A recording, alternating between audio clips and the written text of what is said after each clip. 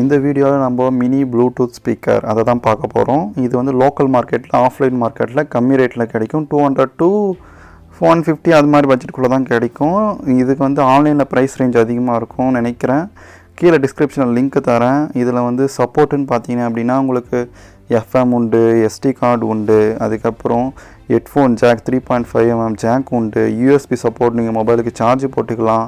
அதுக்கப்புறம் குறிப்பாக Bluetooth support இருக்குது. நீங்கள் ப்ளூடூத்தில் ஜம்முன்னு கனெக்ட் பண்ணிட்டு சார்ஜ் போடணும் கூட ப்ளூடூத்தில் நீங்கள் பாட்டு கேட்டுட்டு இருக்கலாம்.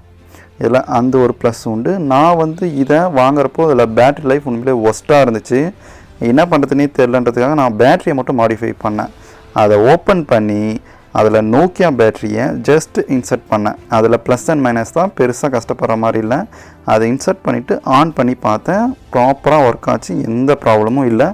ஸ்டில் 1 year ஆச்சு நான் இதை யூஸ் பண்ணி, எந்த ப்ராப்ளமும் இல்லை. பேட்ரி பேக்கப் பார்த்தீங்கன்னா கண்டிப்பாக ஒரு நாள் தாங்கும், அதுக்கு மிச்சமாகவும் தாங்கும். நீங்கள் கேட்குறத பொறுத்தது. ஏன்னா பேட்ரி வந்து நம்ம நார்மலான மொபைல் ஃபோனோட பேட்டரியை செட் பண்ணியிருக்கோம். உண்மையிலே வேறு லெவலுங்க அந்த ஸ்பீக்கரு. இதோடைய சவுண்ட் குவாலிட்டி ஓகே, கண்டிப்பாக ஒரு ரூம் அளவு கேட்கும். உங்களுக்கு வீட்டில் ஹாஸ்டலில் பசங்க யூஸ் பண்ணுறீங்க, ஜாலியாக ஃபன்னாக கேட்கணுன்னா கண்டிப்பாக அதை யூஸ் பண்ணுங்கள். தாராளமாக ஒரு படம் பார்க்குற அளவு ஜம்முன்னு உட்காந்து நீங்கள் பார்க்கலாம். அண்ட் தேங்க்ஸ் ஃபார் வாட்சிங்.